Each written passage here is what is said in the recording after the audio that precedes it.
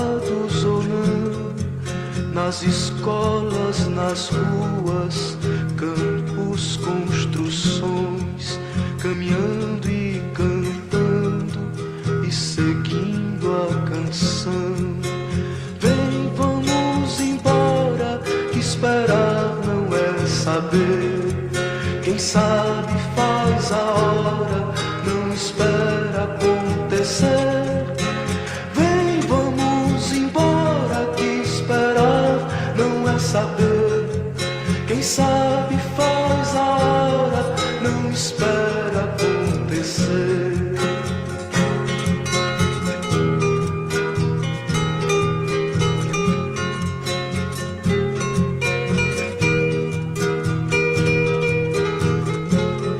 Pelos campos a fome, em grandes plantações, pelas ruas marchando, indecisos cordões, ainda fazem da flor seu mais forte refrão e acreditam nas flores vencendo o canhão. Vem, vamos embora, que esperar não é saber. Quem sabe faz a hora, não espera acontecer. Vem, vamos embora, que esperar não é saber. Quem sabe faz a hora, não espera acontecer.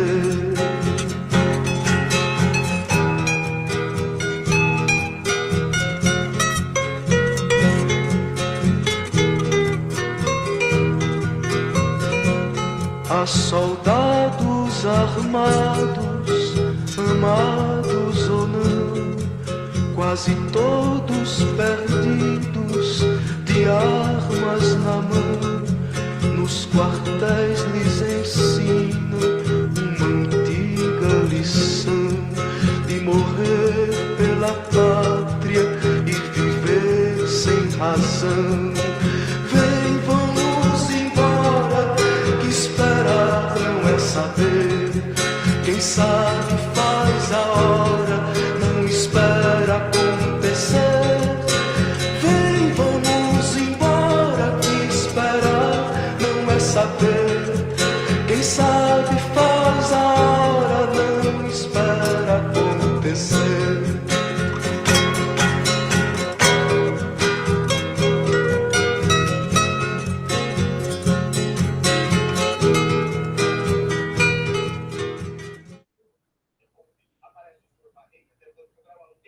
Olá, gente, boa noite. Aliás, boa tarde, né? Para a gente é boa tarde. Pois é, que não é o caso aqui, por isso que eu comecei com esse equívoco, né? Mas boa tarde, é uma satisfação enorme estar aqui com vocês, né?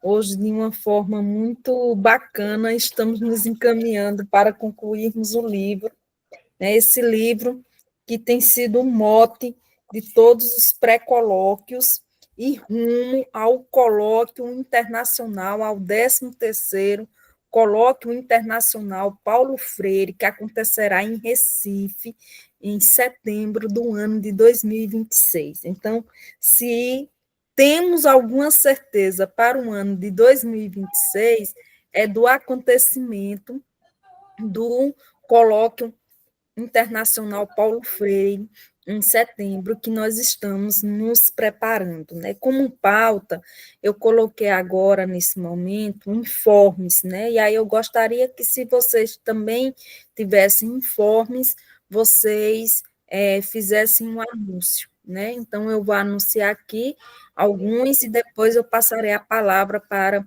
os demais. Bom, gente, nós estamos com vários pré-colóquios acontecendo, mas eu vou fazer jus àquele dito popular, que é puxar sardinha para minha brasa, né? Ou farinha para o meu saco, que é o pré-colóquio que está acontecendo, aliás, que estará acontecendo em Caicó, de forma remota, no dia 27, e de forma presencial em Angicos, no dia 28. Nós temos um ônibus da Universidade Federal do Rio Grande do Norte que está reservado e disponível para realizar o translado da cidade de Caicó à cidade de Angicos, né? Então, as pessoas estarão com o transporte disponível para realizar a culminância do pré-colóquio,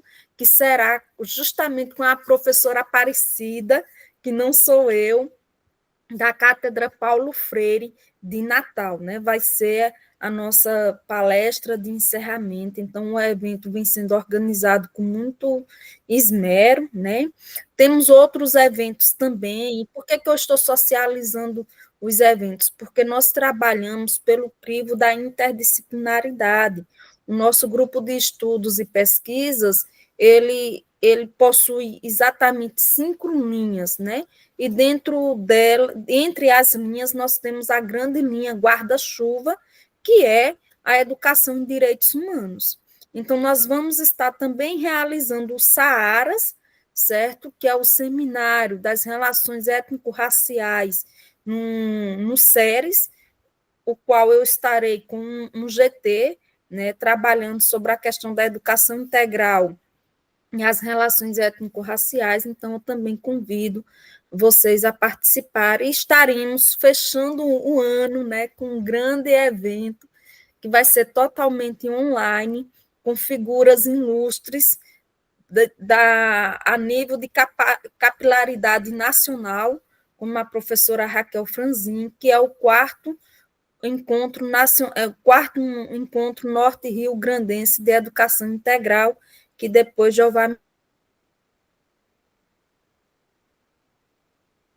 aí explicando alguns pormenores. E para finalizar, gente, esta semana eu gostaria de publicizar, né, de divulgar que nós tivemos um científico publicado na Revista Brasileira de Educação, na Cielo, né, uma revista internacional topíssima, né, e foi fruto, viu, Letícia? É bonito ver sua expressão, né, o belo de vermos a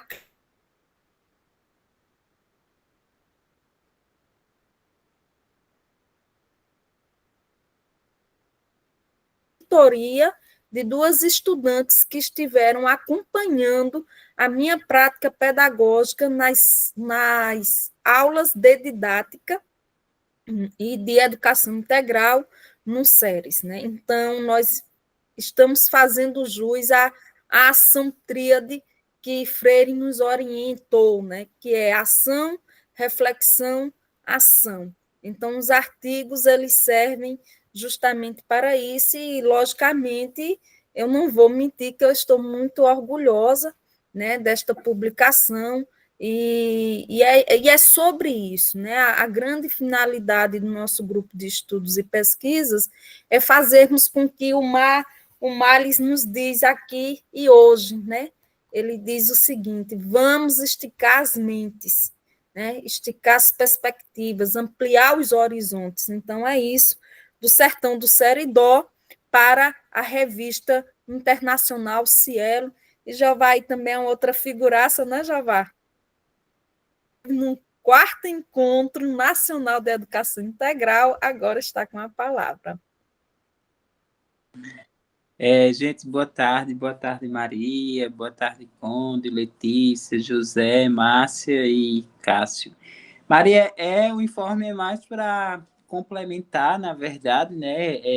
Quando eu levantei a mão, eu disse, acho que ela vai falar de todos os eventos, e aí eu vou só complementar o evento de educação integral, que eu estou mais à frente, né? São eventos aí, esses que Maria disse, que tem como protagonistas, organizadores principais, o GPF, né? O GPIF, como vocês queiram chamar.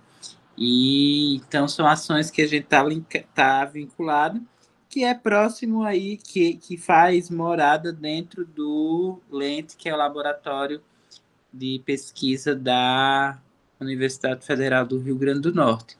E aí, entre os dias 9, 10 e 11, de dezembro, nós vamos ter acontecendo de forma online o 4º Encontro Norte-Rio-Grandense de Educação Integral. Na verdade, a gente está retomando aí a última edição, se eu não estou enganado, foi em 2018 ou 2019.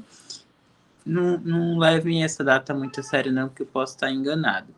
E aí a gente retoma ele agora, na iminência da pauta da educação integral, que volta à cena no atual contexto das políticas públicas do Brasil. É uma pauta que os governos progressistas eles colocam como uma das pautas principais, destinando, sobretudo, recursos. Além de Raquel Franzin, a gente vai estar com uma programação bem articulada com o Conselho Estadual e o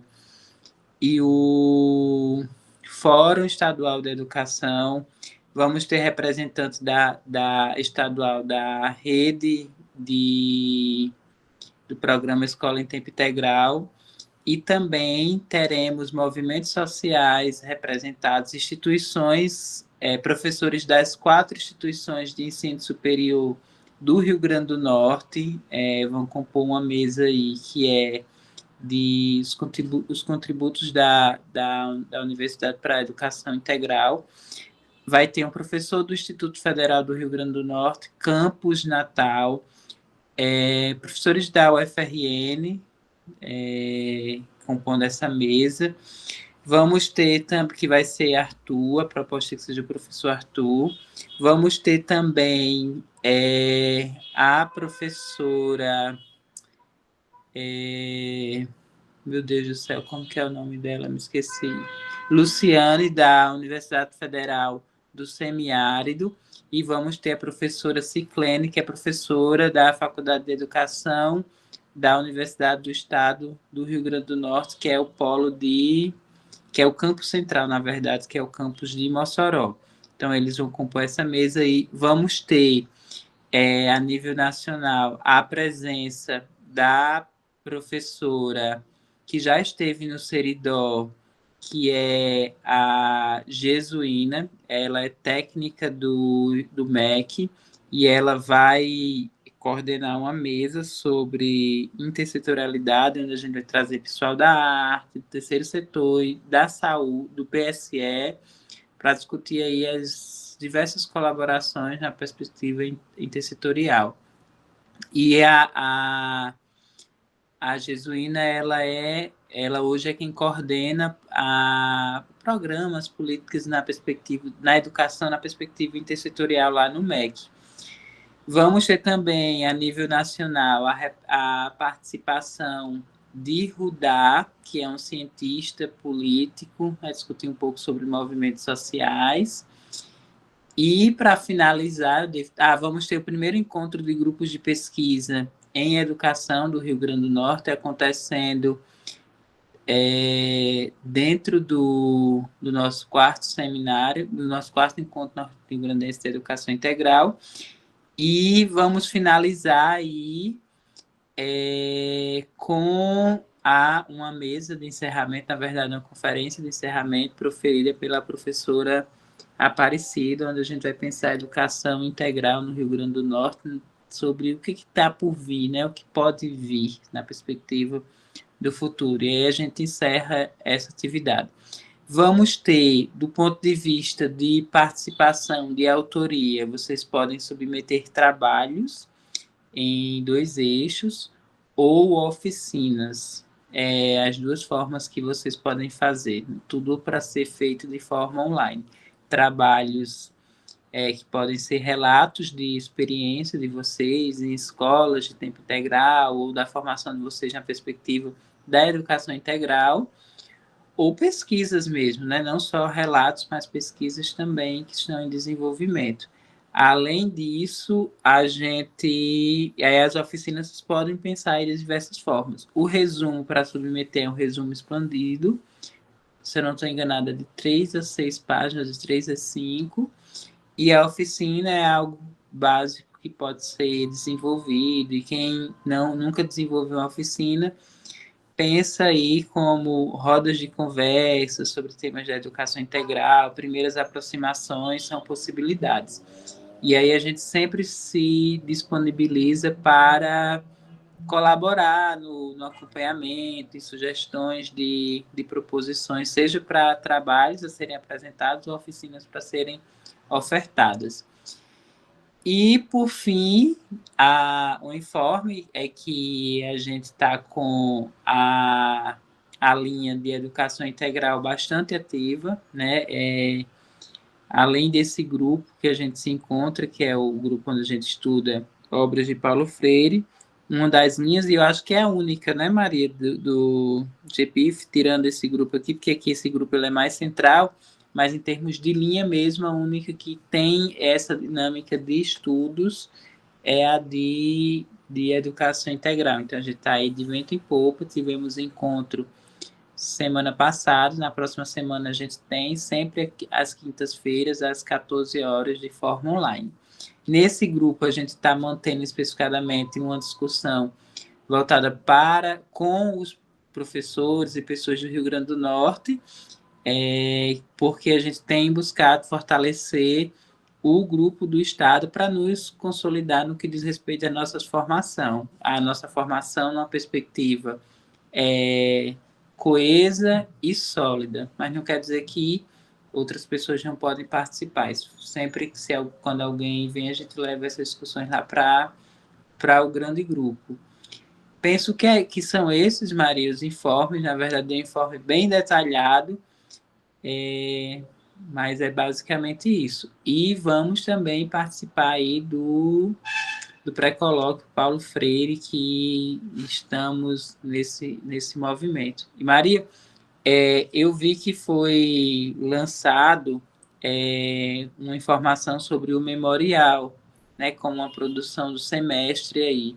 E aí seria interessante tu também colocar, aqui, eu não estava nos últimos encontros, porque estou chegando em casa muito cansado, mas sempre que possível tento acompanhar minimamente no grupo. Então, seria interessante também dar alguns direcionamentos sobre a proposta e lembrar também que a gente tem aí algumas produções, né, no Prelo, a gente enviou enquanto coletivo um tempo atrás uns artigos que ia para a revista, então penso que valeria, Maria, antes de adentrar nas próprias discussões, dar alguns apontamentos e direcionamentos sobre essas duas questões para a gente poder acompanhar como é que estão prazos, propostas e detalhes, né? Na perspectiva de detalhes. Lembrando que o próprio comunicado que está no grupo, acho que foi a Letícia quem colocou, já é bem claro. Se não foi Letícia, foi outra pessoa, mas já tem lá sobre o livro, né? Que eu entendo que vai ser um livro, os memoriais. Mas para além do livro, né? Aquelas publicações que a gente tinha feito atrás, que era para a revista, Maria, até mesmo a própria revista, né? Acho que vale a pena a gente, nesses encontros, dar alguns encaminhamentos nesse sentido. Então, é basicamente isso que eu queria colocar.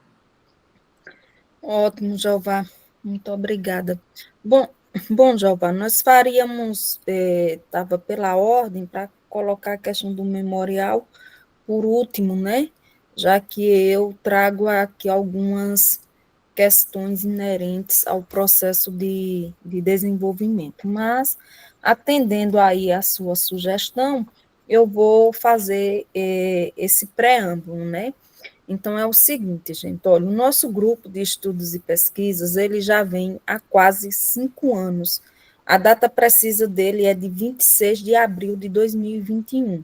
De lá para cá, muitas coisas bacanas foram organizadas, inclusive artigos Qualizar 1, né?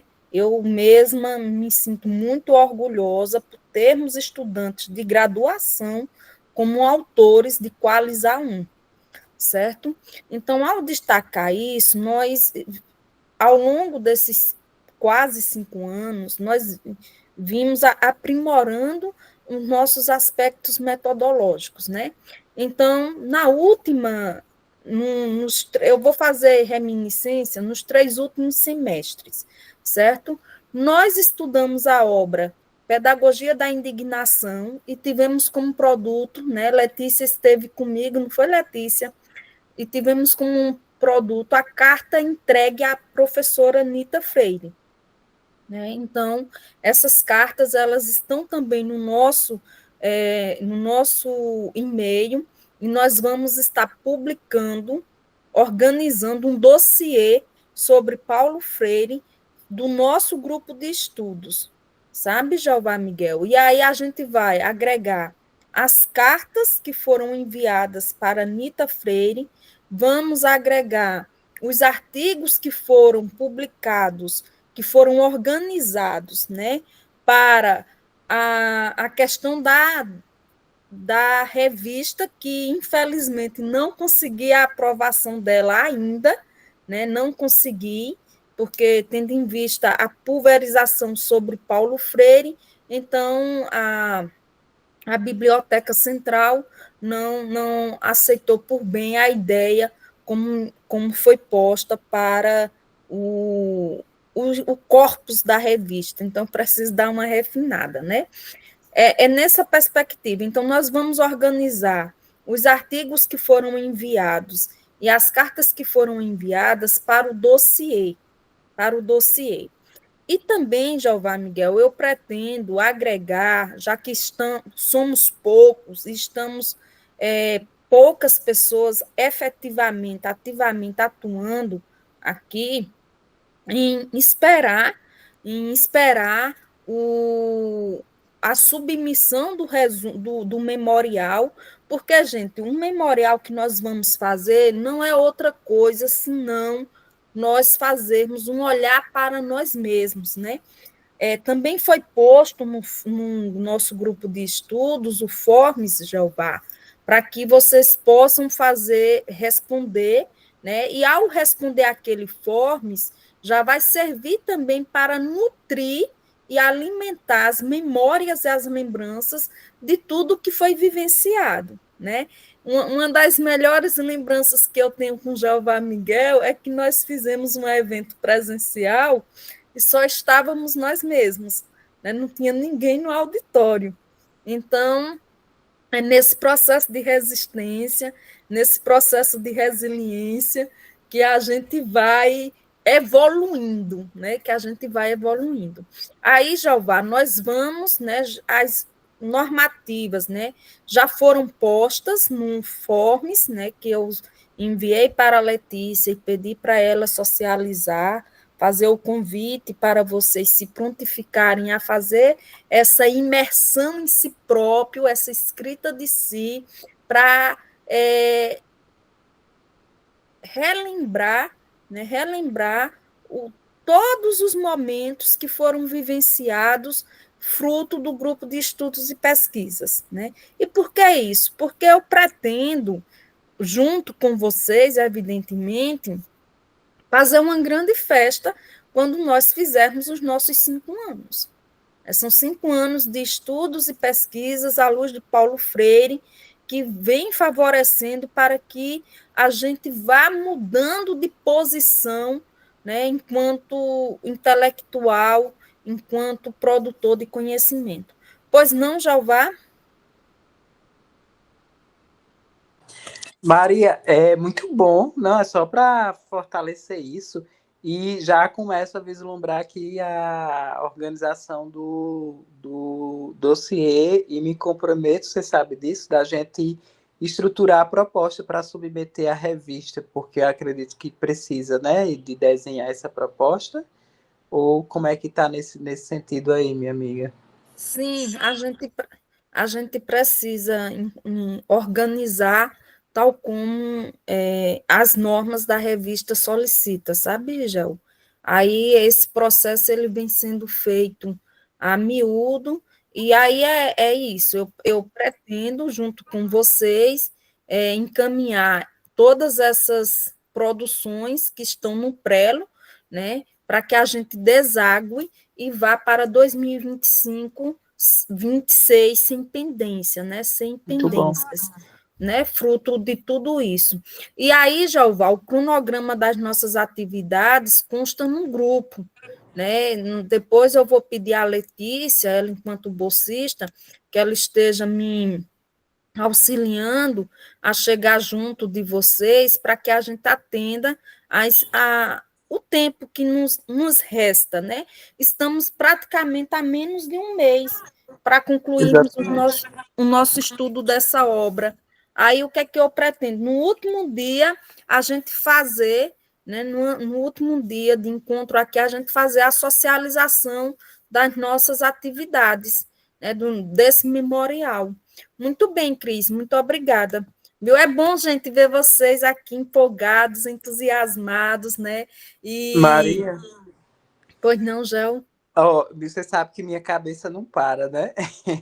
Sim, Já sim. tô, já tô aqui maquinando.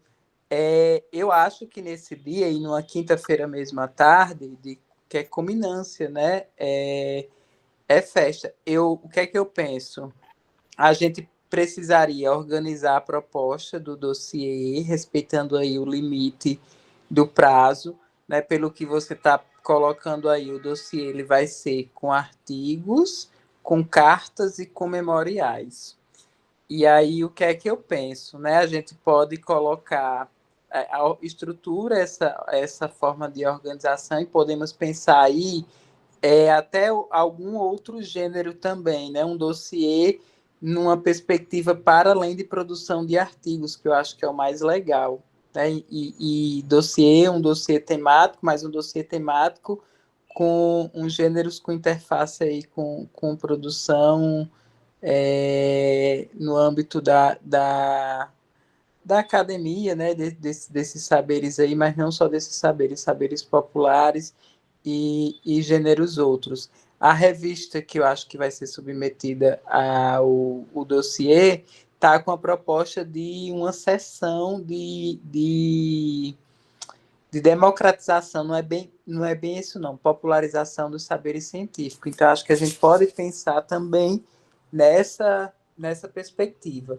E aí, essa culminância, Maria, a gente poderia fazer no próprio YouTube do GPF, né? E a gente organizaria isso aí para a tarde inteira, para que cada autor se estruturasse para apresentar aí o seu trabalho. Aqueles que produzirem que desejam, né? Não precisam ser todo mundo, até porque a gente não tem tempo, mas a gente faria essa chamada para que as pessoas apresentassem suas produções. Não só os memoriais, fruto desse movimento que a gente está exatamente nesse momento agora de estímulo, mas os artigos que já tem produzido e as próprias cartas, né, para ler como uma espécie de sarau virtual com música e escritas. Acho nessa perspectiva aí, entendeu? Perfeito, Jeová, muito obrigada. Cristiane, por gentileza. Boa tarde. Estamos falando aí sobre a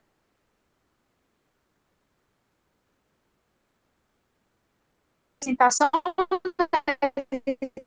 Está falhando bastante, Cristiane. Eu não consigo. Lá. Se Eu enquadra? não entendi. Alguém entendeu, gente? Consegue me Cristiane. ouvir? Tá falhando, melhor. Cris. Cortou. Falando sobre a E questão agora, do consegue trabalho compreender? popular, se enquadra nos critérios estabelecidos Isso. nas normas. Pronto, Cris, nós vamos. Depois você pode nos procurar no grupo do GPIF, e aí a gente conversa diretamente com você, tá certo? Mas foi isso que o professor Jeová Miguel sugeriu, né, para a gente democratizar o conhecimento, trazendo produções não acadêmicas, né, como poesias, como paródias, enfim, esses outros gêneros literários. Produções outras, né, Maria? Produção Isso. outras, né? Sem perder o crivo do cuidado com a produção do conhecimento, né? Com a rigorosidade aí e a amorosidade que Paulo Freire tanto nos ensina, né? Então, acho que para além do gênero, que eu acho que essa é a pegada, seria a pegada do dossiê que a gente está propondo aqui, pensar algo de fato que seja produzido. E não tem como pensar, na minha perspectiva, né, pensar em produção de um dossiê na perspectiva que a gente está defendendo e com produção sobre Paulo Freire, que é nesse contexto que com Paulo Freire, com o pensamento e as contribuições de Paulo Freire, não tem como pensar em produções populares, de educação popular, não. Acho que se encaixa muito bem. Acho que é Cris, né? O nome. Desculpe ter Isso, atrapalhado. isso eu pesquiso, eu tenho um resumo expandido nessa área de educação popular, que ele foi produzido na minha graduação e eu participei do PIBIC e gerou esse resumo. E fala sobre a educação popular. E toda a minha pesquisa de TCC foi voltada para essa área. Ele se enquadra nesse dossiê? Me parece que sim, né, Maria? Pela proposta aí. Exato. Agora a gente não pode publicar a mesma coisa em espaços diferentes, né? Então, você poderia, Cris, a partir do que já tem feito, você poderia ampliar ou atualizar, né, o que está posto e trazer para o dossiê. Mas a dinâmica é essa, né? Tratar dos saberes populares. Tá bem, querida? Ok, obrigado. Por nada, Cris. Bom, gente, então vamos lá. Outra questão, pessoas queridas, é o seguinte: é que eu vou atualizar o diretório acadêmico, certo? E a atualização do diretório acadêmico dar-se-á a partir de 5 presenças no nosso encontro, certo? Então, para a gente se colocar na condição de GPFiano, precisamos aí ter 5 presenças nos encontros.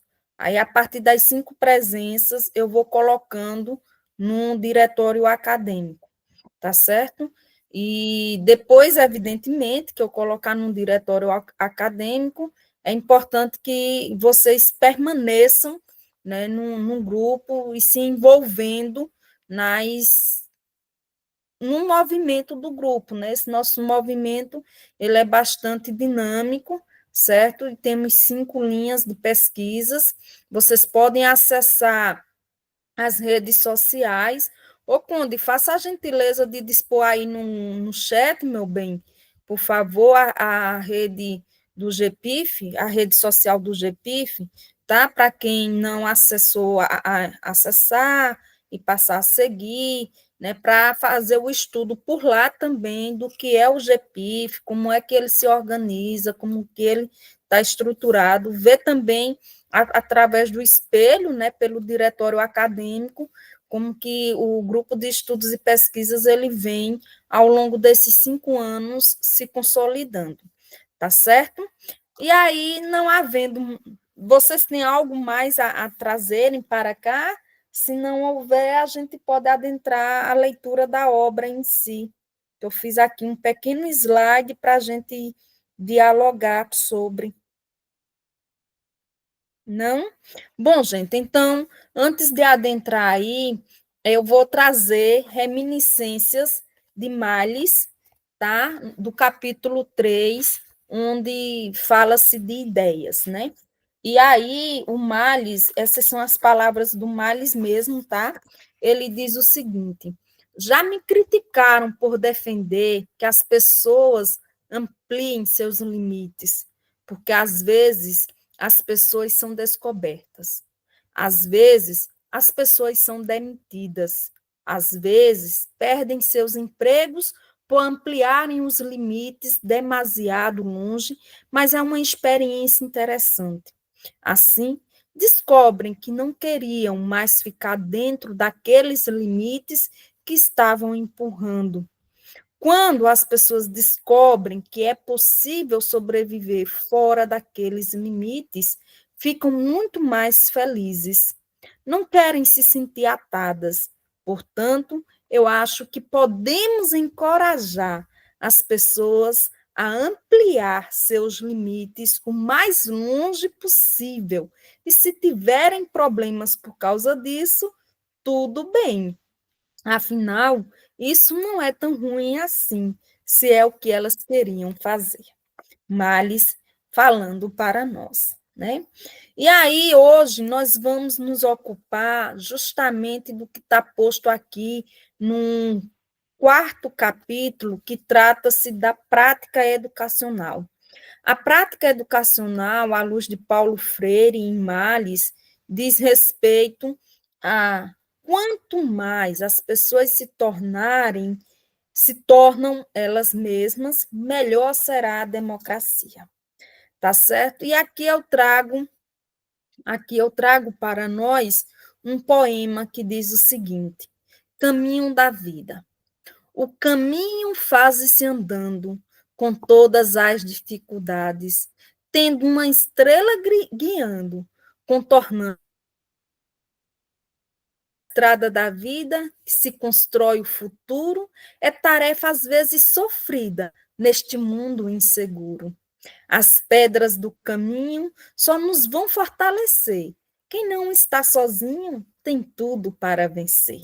O futuro vai melhorar, pensamento positivo. Só é preciso acreditar, ser ativo, feliz e vivo, de José Couto, né? Esse poema. Então, é com este poema, Caminho da Vida, que eu me apego a essas três últimas palavras: ser ativo, feliz e vivo. É querer, né, essa mudança que somos nós os construtores dela, não é o outro. Né? Se nós entendermos, não é responsabilizando o outro que nós seremos felizes, mas sendo nós mesmos os responsáveis por nossa felicidade, a gente segue em paz. Bom, indo adiante, eu trago aqui algumas perguntas que não necessariamente vocês precisam respondê-las, mas refletir sobre, né? Inclusive, vocês podem trazer as respostas no memorial, né? Eu gostaria de solicitar-lhes também que vocês dessem a atenção ao que vem sendo feito, né? Porque se nós estamos em um grupo, parte do pressuposto que estamos em um coletivo. Então, sendo um coletivo, a mensagem que vem sendo posta pelo grupo, e aí na pessoa da bolsista Letícia, ela vem dando fluidez ao desenvolvimento do grupo sob a minha orientação. Então, Letícia disponibilizou informes para vocês responderem, e aí eu endosso, né, e solicito encarecidamente que vocês possam fazer possam se colocar, né, possam se comprometer respondendo informes, e também se comprometam que é essa lindeza que está feita aqui materializada, né? Eu fico muito feliz e me lembro muito dos meus momentos, inclusive com Jeová Miguel, né? Nós já tivemos muitas tardes juntos, né, Jeová? Tomando um cafezinho, comendo um queijinho do sertão do Seridó, conversando, rindo, chorando, enfim, partilhando a vida, né? E é isso que os dois autores aqui estão fazendo, né? Então, é esse exercício que faremos, né? E se vocês quiserem convidar alguém que vocês gostem para ouvir as histórias de vocês, e poder assim escrevê-las, também seria interessante. Não esqueçamos que aqui tem um sujeito oculto, aqui tem uma terceira pessoa, né? Então, essa terceira pessoa, quem será, né? Eu fico me perguntando, vice Jeová, se não é a Anitta, viu, Letícia? Se não é a Anitta que está costurando esse diálogo entre Paulo Freire e Maris Rotton. Eu acho que é a Anitta. A minha hipótese é que seja ela, não sei. Bom, mas vamos lá, né? E as provocações são, né? Quem sou eu? Quem sou eu? O que eu sei me basta? Com quem eu aprendo? O que eu ensino? Qual é o saber que não sei, mas que preciso saber? Como exerço minha cidadania? E, por fim, coloquialmente, quem sou eu na fila do pão? Né? Então, são com essas provocações que a gente nem precisaria, gente, adentrar no que está escrito aqui pelos autores. Né? Nós não precisaríamos se nós nos colocássemos, porque é assim que eles começam, dizendo quem eles eram, né? Quem foram eles. Eles começam dizendo de suas infâncias, de suas memórias, né, de como que foram evoluindo em sua trajetória. Então, não é uma resposta muito simples. Ah, eu sou a Maria Aparecida Vieira de Mello. Não. Eu sou produto dos meus ancestrais. E quem são meus ancestrais? Eu os conheci, eu conheci meus avós, meus bisavós, meus tataravós, que eu estou vindo, qual é a minha linhagem, né? Então, necessita de nós, inclusive no campo da filosofia, né, um aprofundamento reflexivo bastante aprofundado, para que a gente possa ir se colocando. Quando eu fiz esse questionamento, o que eu sei me basta, é que, conforme Males e Freire, todos nós somos possuidores de saberes, todos nós temos, né? E, logicamente, o que nós sabemos não é um saber nato em si, é um saber que foi sendo construído através das relações.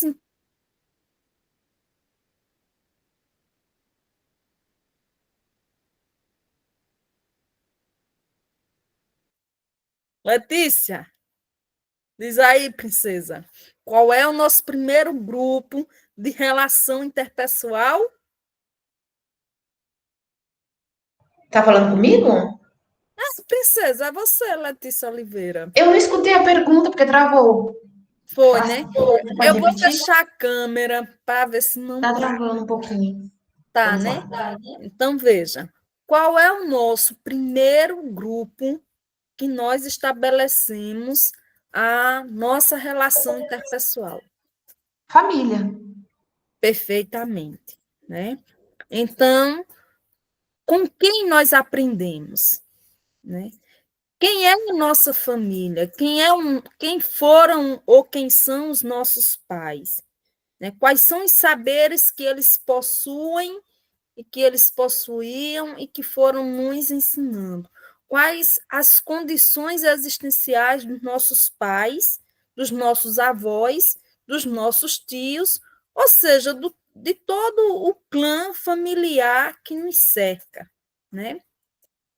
Que foram nos ensinando, porque é com eles que nós aprendemos primeiro, e depois a gente chega no segundo grupo, que é o qual, Letícia? Eu diria que seriam os processos de escolarização.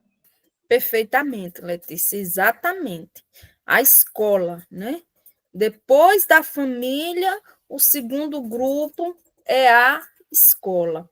E o terceiro e grande grupo é a sociedade, né? Então, vejamos aí um nível hierárquico que nós vamos nos formando e nos forjando enquanto sujeitos existenciais. O que eu ensino, né? O que eu ensino? Eu, enquanto camponesa, eu possuo saberes que os professores urbanos não possuem, né? Então, eu posso ensinar algo a alguém. Não à toa que Freire vai dizer que quem ensina aprende ao ensinar e quem aprende ensina ao aprender, né? E aí, diante da nossa condição de inacabado, de inacabamento, de inconclusão, logicamente a gente não sabe de tudo. Nós sempre ignoramos algo, sempre temos algo a ignorar, né? A não saber. Então, é a pergunta que se faz, né? Qual é o saber que eu não sei, mas que preciso saber? Por exemplo, falar com fluência outra língua.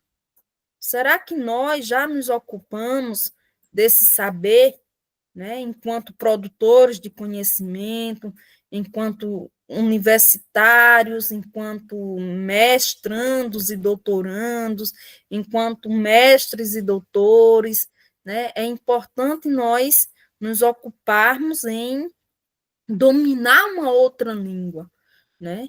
E aí, uma pergunta que, inclusive, está na Constituição Federal, diz respeito à Constituição, né?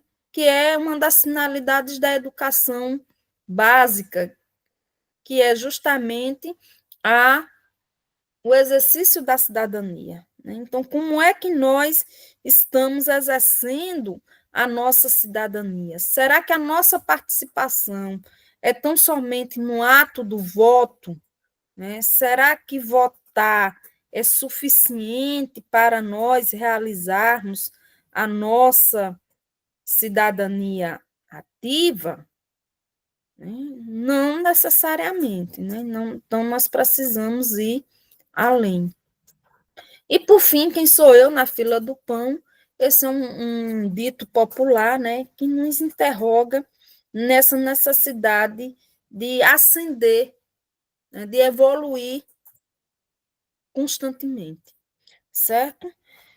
E aí nós vamos adentrar no que está posto no próprio livro, e eu gostaria que vocês pudessem, certo, se colocarem na situação. Eu vou estar trazendo aqui alguns fragmentos de Paulo Freire, quando ele fala do nível de participação dos alunos no currículo, e esse desenvolvimento de si, certo? Então, Freire chama o estudante a ocupar o centro do processo de autodesenvolvimento.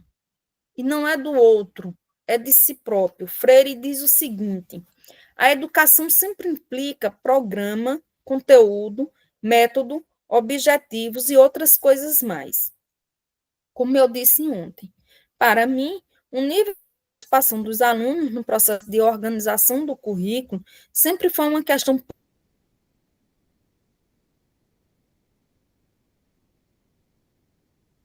respostas diferentes em lugares e épocas diferentes. Quanto mais as pessoas participarem do processo de sua própria educação, maior será a sua participação no processo de definir que tipo de produção produzir, e para quê, e por quê, e maior será também sua participação no seu próprio desenvolvimento. Quanto mais as pessoas se tornarem elas mesmas, melhor será a democracia.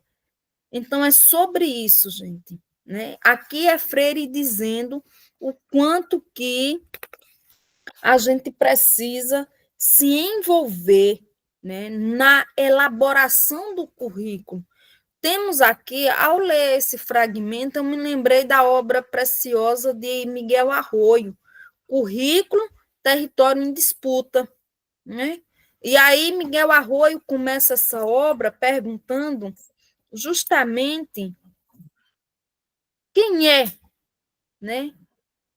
Ao que eu pertenço, certo? Quem é e ao que pertence. Então, esse currículo representativo da diversidade, logicamente, deve ser construído por todos e não ser um documento que seja elaborado por empresas, inclusive, né, que se apropriam da arte e da estética da construção de um projeto político-pedagógico da escola e que vai construir apenas palavras mortas, já que a comunidade escolar não está participando ativamente de sua elaboração, certo? Daí, gente, vejam só, Malles, ele entra com a essência da pergunta. Por isso que eu iniciei também trazendo essas perguntas para vocês, para que a gente possa estabelecer uma autorreflexão. Entender que a pergunta ela é muito mais evolutiva, construtiva do que a intervenção é um grande ganho. Perceber que a pergunta ela promove conhecimento muito mais do que o ato do intervir, porque o ato do intervir é o quê? Ah, você não sabe fazer, então eu vou lá e faço. Você está com um problema, eu vou lá e resolvo para você. Ao resolver o seu problema, você aprendeu em quê? Ao escrever por você, você aprendeu o quê? Ao falar por você, você aprendeu a falar o quê? Né? E tem a ver também com as questões das escolhas, né? E aí a gente precisa entender que o processo de autonomia que é dado ao sujeito se dá pela arte do pensar. Né? E aí foi bonito de ouvir quando Jeová disse, né? Você sabe que minha cabeça não para, né? Não para por quê? Porque ela borbulha de pensamento. Então, provocar a reflexão para que o sujeito possa pensar. Gente, se tem algo que é caro e raro, é a arte do pensamento. Mas Males coloca aqui, ó, eu uso perguntas mais do que qualquer outra coisa. Elas não consideram as perguntas como intervenção, porque não se dão conta de que a razão pela qual você faz a pergunta é porque você sabe algo. O que você sabe é o corpo do material que você está tentando fazer que as pessoas considerem. Mas, em vez de dar uma conferência sobre o assunto, você faz pergunta à luz daquele material. E ele diz o seguinte, para concluir essa parte: acho que existe muita confusão nas mentes dos acadêmicos com relação ao que se está querendo dizer quando se diz que é preciso intervir. E aí Males continua dizendo o seguinte: se temos uma convicção, temos de compartilhar isso com as pessoas. Temos a responsabilidade de agir com aquela convicção sempre que for possível. E se estivermos trabalhando com a educação, agimos de acordo com ela em um contexto educacional. E aqui, que é o nosso contexto, né? Estudo, pesquisas da educação, Paulo Freire. Quais são as nossas convicções? Uma das convicções que Freire nos ensina é a participação. A educação popular, ela precede da participação ativa e proativa dos sujeitos, da sociedade civil organizada. Não à toa, gente, que as políticas educacionais, elas são oriundas da base que faz a educação. É lógico que nós, numa perspectiva conservadora, nós temos as críticas quando nós falamos que as políticas educacionais elas vêm de cima para baixo, mas atenção, para elas virem de cima para baixo, tem pessoas da base lá em cima, percebe? Então, a gente tem que ter um certo cuidado, inclusive quando formos fazer, né, algumas afirmações. Então, o Males nos chama a atenção para isso. E ele disse o seguinte: com isso, redescobri o que se sabe há muito tempo, ou seja, que uma das melhores maneiras de educar é fazer perguntas. Agora, eis aí, minha gente, um dilema. Uma coisa é fazer a pergunta, outra coisa é as pessoas quererem responder. Né? Então, o diálogo ele só é fomentado se ambos estiverem, né, se ambas as pessoas estiverem disponíveis a dialogar. E vejam só que interessante, que aí eu trouxe o exemplo do cavalo, que está posto nas palavras do Males. Ele diz o seguinte: bem, suponho que sim. Se você diz que ser subversivo é tentar transmitir suas ideias, eu nunca hesitei em dizer a qualquer pessoa o que eu penso a respeito de qualquer coisa, se elas me perguntarem. Não vejo motivo para lhes dizer antes que elas estejam preparadas para ouvir. Mas quando fazem uma pergunta é porque estão preparadas para ouvir. Simplesmente não vejo nenhuma razão para desperdiçar energia tentando forçar alguma coisa nas pessoas. Temos um provérbio aqui. Atenção, viu, gente, que eu vou dizer agora. Vocês provavelmente têm provérbios semelhantes em sua cultura no Brasil. Mas eis o provérbio do Males, né? Dizemos que se pode levar um cavalo até a água, mas não se pode forçá-lo a bebê-la. Então, nós precisamos pacientemente exercer o nosso ofício, orientar essas discussões para que o diálogo seja estabelecido, certo? E o grande curioso, gente, é que o Males, ele inclusive considera o seguinte, ele diz o seguinte, que no mundo acadêmico, eles abordam dando pancadas na cabeça do cavalo e batendo nele até que forçam sua cabeça no tanque. E então, para evitar que as pancadas continuem, ele tentará beber a água. Meu sistema é fazer com que ele tenha sede, porque então irá beber voluntariamente. Em outras palavras, né, o processo de aquisição do conhecimento, e aí eu vou trazer os sujeitos da educação de jovens, adultos e idosos, e aqui serve, né, aquele ditado popular que cavalo velho não aprende passada, né? Então, nessa dinâmica, o que acontece aí? É que a gente tem que partir e motivar os sujeitos a terem desejo, a ter vontade, a querer. A partir do momento que o outro está motivado, que o outro está entusiasmado, a coisa acontece com fluência. E eis aí a essência da prática, que nas palavras do próprio Males, ele diz o seguinte: bem, o que é que eu posso fazer aqui? É aquilo mais ou menos que surge, mas é uma questão de prática, é prática, né?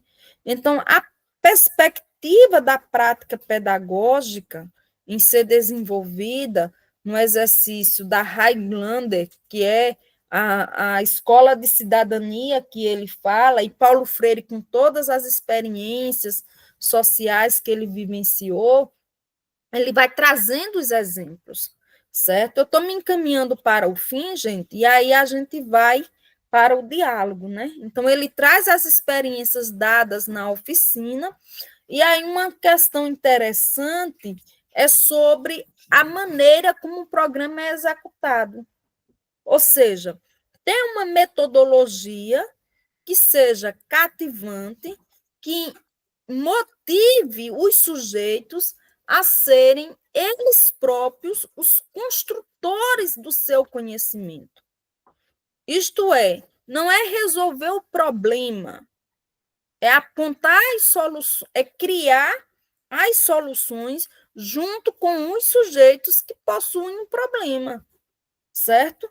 E ainda adiante, nós, nas próprias palavras do Males, ele vai dizer o seguinte, que o conteúdo emerge da análise. Não é preciso ter um currículo prescrito. E aí, a gente, nessa parte aqui, a gente se aproxima muito do que eu venho defendendo na perspectiva da educação integral, que se faz necessário ter um currículo vivo, um currículo em que os jovens, em que as crianças, elas possam protagonizar a expansão dos seus saberes. E é isso que o Males coloca aqui, né? A necessidade de que o conteúdo possa emergir das situações que estão postas na realidade. Um outro fragmento que eu achei bastante interessante nas palavras de Males é que os educadores também devem se portar como educados, ou seja, eles são educados no exercício de educar, isto é, a reciprocidade. Então, tanto Males quanto Freire, eles partem da premissa de que o processo de educação é um processo recíproco entre os sujeitos. Nessa tríade que existe o sujeito professor, o sujeito estudante, que são os sujeitos cognoscentes do elemento cognoscível, que é o saber, que é o conhecimento. Então, nessa perspectiva, é preciso que se tenha, sobretudo, humildade, né? E aí tem outro fragmento que eu achei bastante interessante, que aqui já é nas palavras do Freire, né? Que ele nos sugere que saber mais é ir além do senso comum. E como é que nós podemos superar o senso comum? Adquirindo conhecimento, estudando, né? Fazendo com que a gente se coloque na posição de construtor dele, sair da superficialidade do saber e adentrar nas camadas históricas da produção do conhecimento. Freire, agora aqui é na palavra do próprio Freire, né? O que é um educador progressista? Um educador progressista é aquele que, juntamente com os estudantes, transcendem as perspectivas ideológicas. É aquele que, junto com os estudantes, consegue transformar a realidade por não considerá-la como um fato dado, né? Mas sim como uma realidade construída a partir dos elementos culturais, sociais, políticos e etc. e tal, né? O Males é o seguinte, que nós, enquanto professores, nós temos dois papéis. Quais são eles? O primeiro é o papel de ser educador, certo? E o outro é de ser pessoa. E esses dois papéis, eles precisam, em um dado momento, se separar. Porque uma coisa é o educador Males, outra coisa é a pessoa Males, né? Então, a essência da subjetividade do ser, os gostos, né? As práticas, os hábitos e etc. e tal. E aqui nas próprias palavras do Paulo Freire, ele diz o seguinte, que dentre desses dois papéis de um educador progressista, é que nem sempre é fácil, né? Nem sempre é fácil, porque aí ele fala da perspectiva da experiência das pessoas e do nosso entendimento sobre o mundo, entende? Que é isso que o Males vai alertar mais à frente, quando nos provoca a necessidade de avançarmos na perspectiva dos nossos limites. Daí, tanto Freire quanto Males, ele vai criticar, né, a perspectiva da aula, que o professor, os estudantes esperam que o aluno, o estudante espera que o professor venha com a aula acabada para dar, mas que não construa com o estudante. Então, é preciso esticar as mentes das pessoas, né, como está posto aí pelas as palavras do próprio Males, para que elas possam expandir o pensamento, ampliar as conexões, certo? E assim evoluírem significativamente, certo? Para finalizar, gente, nós temos aqui a questão do Males falando sobre como não dar uma aula, né? Não levar o conteúdo pronto e acabado para a sala de aula e nem tampouco fazer um discurso, mas discutir sobre este discurso, né? E agora eu aproveito essa deixa e convido vocês a discutir sobre estes fragmentos que eu trouxe e os fragmentos que vocês, nesta obra, foram impactados, né? O que é que vocês foram impactados? No que é que vocês foram impactados? Quem é que impacta mais vocês? São os dizeres de Freire ou os dizeres de Miles Houghton? Então, vocês poderão aí socializar e nos dizer. Por fim, eu dou aqui minha gratidão, né, pela escuta ativa e paciente de vocês, e agora vamos discutir, né, tudo que foi posto aqui, do modo como eu recepcionei, tá certo? Agora eu quero ouvir vocês. Como é que vocês recepcionaram esse fragmento?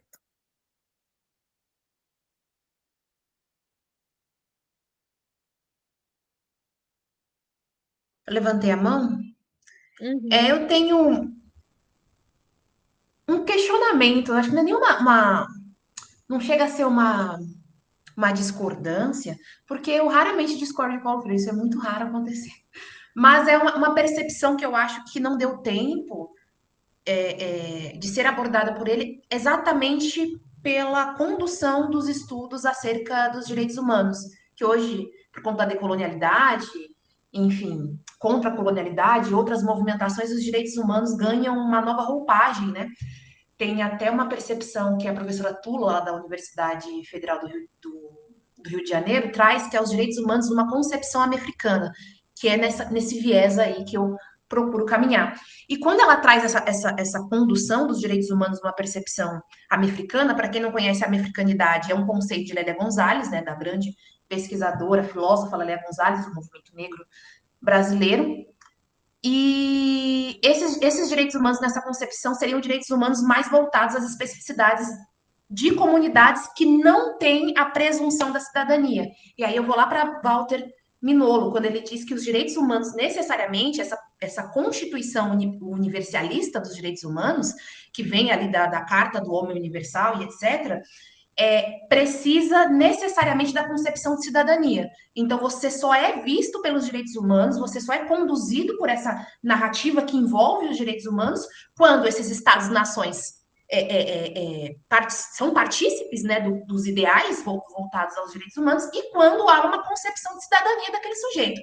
Quando aquele sujeito não é considerado cidadão, aí não tem nem como a gente discutir como produziremos, como vamos conduzir essa cidadania, sendo que nós estamos em um país como o Brasil, e aí que eu acho que faltou alguma coisinha. Nós estamos num país como o Brasil, como, por exemplo, 100 pessoas negras morrem violentamente no Rio de Janeiro. Então, será que essas pessoas têm uma concepção de cidadania diante do Estado brasileiro? Será que as pessoas que não possuem registro, as pessoas que são oriundas de outras nações, né, os refugiados, são considerados têm essa cidadania presumida pelo Estado brasileiro? Então, eu queria muito refletir ou pensar aqui coletivamente com vocês, se eu estava refletindo aqui na minha cabeça, então eu trago aqui para vocês, e não no intuito de, isso é certo, isso é errado, é só realmente uma reflexão que eu jogo aqui. Se, a priori, a discussão não deveria partir de quem é o cidadão, porque não é uma concepção universal. Tanto que Paulo Freire chega e fala assim, eu não gosto de falar sobre seres humanos, os humanos. Não, é Maria, é João, é Pedro, eu preciso caracterizar essa pessoa. Então, ali ele já salienta, ele já introduz isso que eu quero dizer, mas parece que ele não adentra tanto porque não era a área dele, né? E essas discussões são muito contemporâneas mesmo, são oriundas mais dessa perspectiva decolonial. E é isso. Excelente, Letícia, perfeito. Veja só, Letícia, eis aí uma categoria interessante da gente se ocupar, né? Primeiro que Freire critica a questão da generalização, né? Da generalização, quando a gente coloca todos no mesmo patamar, no mesmo nível, nós descaracterizamos. E aqui até mereceria aquela frase célebre de Boaventura de Souza Santos, né? quando a igualdade inferioriza e quando a diferença descaracteriza. Então, nessa dimensão, a gente precisa dar ênfase à lógica, né, da essência concreta do sujeito, que o que você pontua aí está também posto nas palavras de Miguel Arroyo, território, né, um currículo, território em disputa, certo? Miguel Arroyo deixa aí isso com muita clareza, em que a gente precisa particularizar, certo? As essências singulares dos seres humanos. Não à toa que ele sugere outras pedagogias para outros sujeitos, em uma outra obra dele. E por que isso? Porque, evidentemente, não dá para a gente, nos moldes tradicionais, ter um currículo. Veja, isso pelo próprio Paulo Freire, gente. Está aqui ele mencionando que o histórico, o currículo, o projeto de ensino, né, não representa as demandas, né? Esse programa, esse conteúdo, esse método, esses objetivos que constituem o processo de ensino-aprendizagem. Não, dá ênfase às necessidades dos estudantes. Ora, e será que a gente para ouvir? Oi, Letícia, tudo bem? Como é que vai você? Você já almoçou hoje? Você tomou café hoje? Né? Você vem para a escola como? Né? Você vem de ônibus, vem de carro próprio, vem como? Entende? Essas questões singulares, que é particular de cada um de nós, ela não está constituída no currículo. E o que os autores dialogam aqui, principalmente Males, né? Uma das perguntas que eu fiz ao ler esse livro, viu, Letícia? Esse livro é maravilhoso. Ao ler esse livro, para mim, Males me toca mais, Males consegue expandir minhas limitações, sabe? Em torno de toda a experiência de Paulo Freire, mas ele consegue trazer novos elementos, certo? E é sobre isso, a gente precisa partir do local para o global, não valorizar o global para o local, né? E vamos avançando. Cris, querida, pois não, diga você. Eu quero dar boa tarde a todos, que eu iniciei, eu não lembrei, porque sempre é de 15 em 15 dias, e quinta-feira passada a gente teve esse momento de estudo, aí hoje, novamente, eu gostei muito do momento, todos os momentos proporcionados a gente aqui, dessas leituras eu gostei, e não vou me estender, porque eu tenho outra atividade agora, mas, assim, e todo mundo precisa também levar a sua palavra do seu entendimento, mas... Eu quero dizer que eu conheço mais de Freire do que de Males. Eu não conheço, né? Então a gente tem que ser autêntica, a gente tem que ser sincera dentro daquilo que a gente conhece da nossa realidade, do que eu chegar aqui e comparar os dois autores e dizer, ai, me identifiquei. Não, eu preciso conhecer mais, eu preciso me aprofundar mais. E você me despertou, Maria, hoje o interesse de conhecer mais sobre Males. Por quê? Porque Freire, ele fala dessa identidade pessoal de cada um que cada um tem que buscar. Nos últimos dias eu li muito Paulo Freire, então assim, eu passei a ser mais admiradora ainda, que quando a gente vai fazendo as releituras, a gente vai interpretando melhor. E sobre Malus, você despertou em mim o interesse de querer saber mais sobre ele, justamente porque ele adentra mais, ele vai mais fundo nessa questão pessoal de cada um, como você falou. E eu até coloquei na caixinha de mensagens dizendo assim, ai, Maria, você me despertou porque eu sou uma cumpridora de tarefas, porque realmente se a gente não tivesse cuidado, eu olho para a minha vida, para a minha jornada de trabalho, até pessoal, e a gente vai querendo ir seguindo naquelas tarefas, cumprir isso, cumprir aquilo, e a gente não ter um tempo de reflexão muitas vezes. No caso, estou referindo a mim, meu pessoal. Não ter um tempinho para ir dizer assim, o que é que eu fiz até agora, esses anos todos, com quem eu me dediquei, para quem eu me dediquei, o que foi que eu fiz, o que é que eu pretendo ainda fazer e fazer esse histórico e fazer esse resgate dessa memória minha, de todos esses anos de dedicação, 30 anos para a educação. Então, isso foi fundamental, eu acho que eu precisava ouvir isso, hoje para poder fazer uma reflexão sobre a valorização do meu próprio trabalho. E o recado de hoje, Maria, eu acho que foi esse, que cada um reflita sobre aquela doação que faz dia após dia, você, Jeová, Miguel, todos os outros colegas que estão aqui. Então, minha contribuição era só mesmo falar sobre um pouquinho sobre o que a gente faz todos os dias, que é muito importante, e a gente às vezes não se dá conta dessa importância. Era só isso, obrigada. Perfeito, Cris. Veja, o que você acabou de dizer está aqui escrito, viu? Ó, eu vou só traduzir, só vou fazer a leitura, né? Males falando, certo? Ele diz o seguinte: às vezes eu penso sobre isso, em termos de uma imagem. Você tenta esticar as mentes das pessoas e seu entendimento, mas se você for rápido demais, você rompe a conexão. Mas se você deixar isso de lado, o pensamento deles não se expandirá. Na educação popular, minha experiência é que os operários e pobres todos vêm com uma expectativa. Como lhes disseram que podiam aprender alguma coisa e o que vão aprender é a resposta para seus problemas. Eles esperam um especialista com respostas. Mesmo que não tenham estado na escola por muito tempo, foram socializados pela própria sociedade a procurar um especialista. Gente, é interessante que a conversa deles tem um fio condutor. Aqui, no capítulo 3, nós tivemos um subtópico que falava da importância de não ser especialista, né? E por não ser especialista, viu, Cris?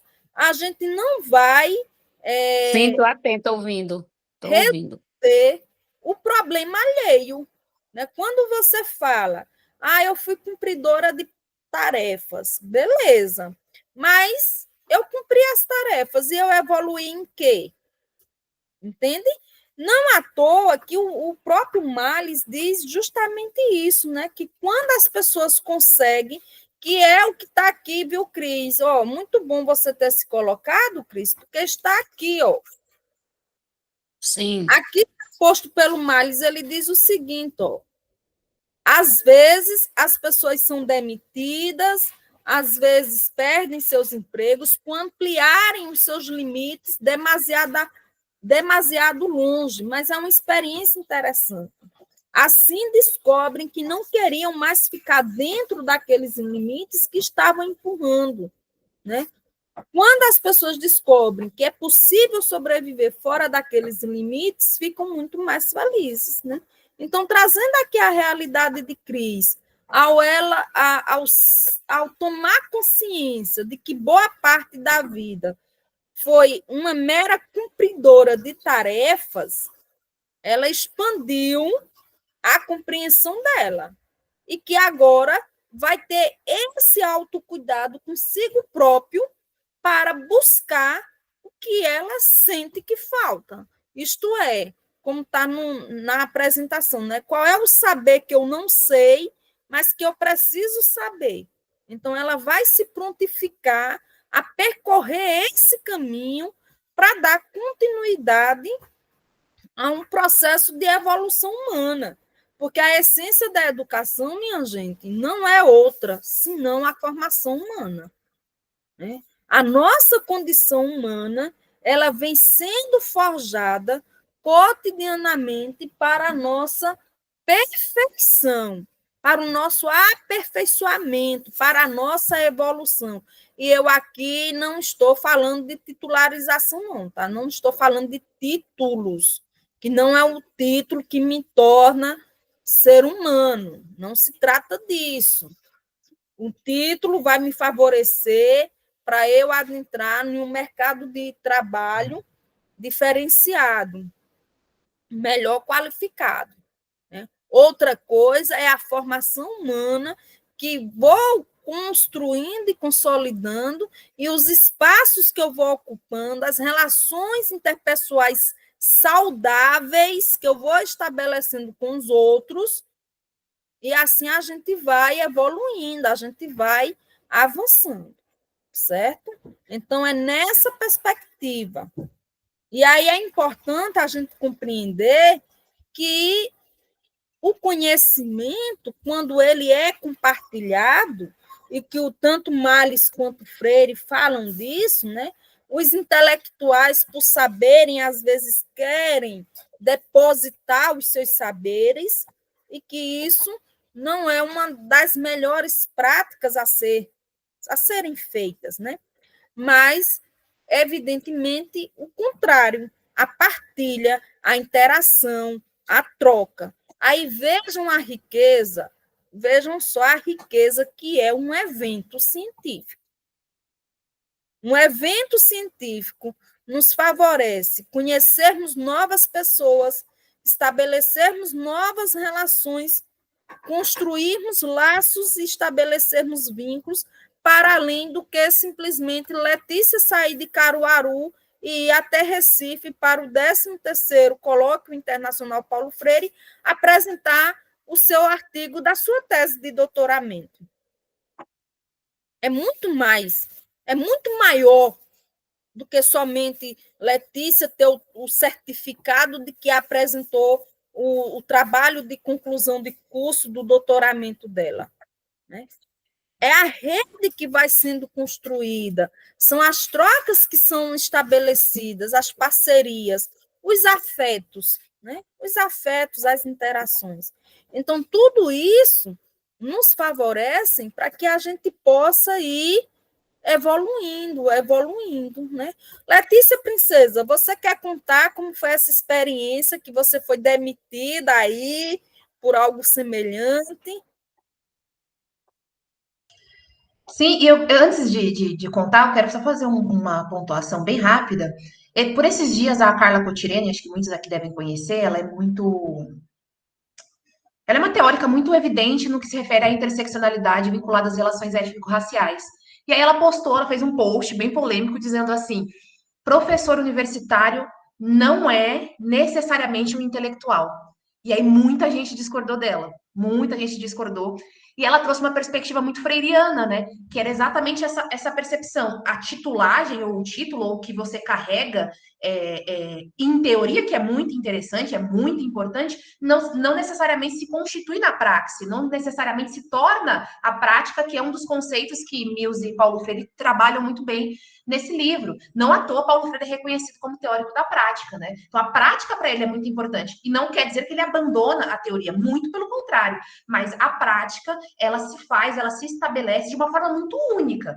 E ela precisa ser respeitada desta forma. Então, quando ela faz esse post dizendo que não necessariamente o professor universitário ele é um intelectual, ela tenta realmente provocar esses ditos educadores que não pensam certo, né? Trazendo o livro Pedagogia da Autonomia aí um pouquinho para a roda, que é exatamente essa pessoa que tem esse título de doutor, de mestre, especialista, sei lá o quê, e acha que é uma intelectual só por possuir isso, mas não tem nenhum tipo de impacto social diante da educação ou da área em que ela se desenvolve, diante do contexto social em linhas gerais. Então, eu achei isso aí muito importante e que dialoga com esse livro, né, que nós estamos aqui trabalhando.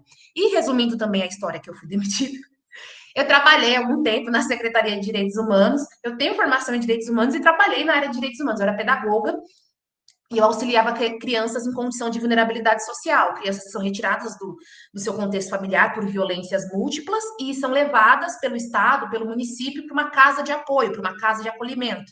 Então, eu ficava ali com aquelas crianças, exercendo papel pedagógico enquanto elas não estavam no contexto de escolarização. Então, eu exercia uma pedagogia para fora do contexto escolar. E eu lembro que ocorreu uma situação em que a gestora da casa prometeu à educanda que se ela fosse à escola, ela veria o pai dela, que era alguém que ela queria ver durante né, se eu não me engano, era a época do Dia dos Pais, ela queria ter acesso a esse pai dela, então se ela fosse para a escola, ela veria o pai dela, ela foi para a escola e depois a gestora não permitiu que ela visse o pai dela. Aí ela chegou para mim e falou: professora, eu nunca mais vou para a escola, porque vocês prometem as coisas para mim e depois vocês não cumprem, então eu não vou mais cumprir absolutamente nada do que vocês estão propondo para mim, e eu não vou mais para a escola, vou abandonar a escola. E ela já era uma menina que fugia, que tinha, enfim, contextos muito complexos, assim, que não vale aqui evidenciar, e eu estava tentando, né, construir esse apego em relação à escola, esse processo de dialogicidade da escola com ela, conversei com a pedagoga da escola, enfim, estava tentando. E aí essa gestora foi lá e disse que não, ela não ia ver o pai e ela abandonou a escola. E aí eu fui lá defender a garota e dizer que era uma instituição vinculada aos direitos humanos do município de Caruaru, mas que desconhecia completamente o basilar dos direitos humanos, que de fato não levava em consideração que, inclusive, uma criança, um jovem, um adulto, merece sim ter as suas especificidades consideradas. E aí eu lembro que eu citei Paulo Freire, e a gente discutiu, e aí me demitiram, porque eu defendi ela. E aí, no final, eu saindo, né, saí chorando, e aí os meninos da casa de acolhimento bateram palma e falaram, saí, tia, obrigado! E é isso. Então, eu fiquei feliz porque eu percebi que ali eu gerei neles um sentimento de indignação diante daquelas mazelas, e que por mais que eu não estivesse mais ali, eu saberia que eles não se submeteriam mais a algumas situações complexas. E foi isso, gente. O Axel definiu bem, viu, Letícia? Quem é você? Corajosa, muito bem. É exatamente isso. Aí vejam só as contradições, né? As contradições em que a nossa sociedade brasileira reina, né? E aí a gente precisa ter consciência disso para que a gente possa agir com decência e, sobretudo, com decência, como você fez belarmente, Letícia, nesse seu relato, né? Eu também gostaria aqui de socializar, gente, com o tempinho que temos ainda, que eu também estava como pedagoga, viu, Letícia, da pasta de gênero da mulher no estado de Pernambuco, e aí, quando eu concluí o processo de seleção de doutoramento, eu precisava cursar o doutorado, né?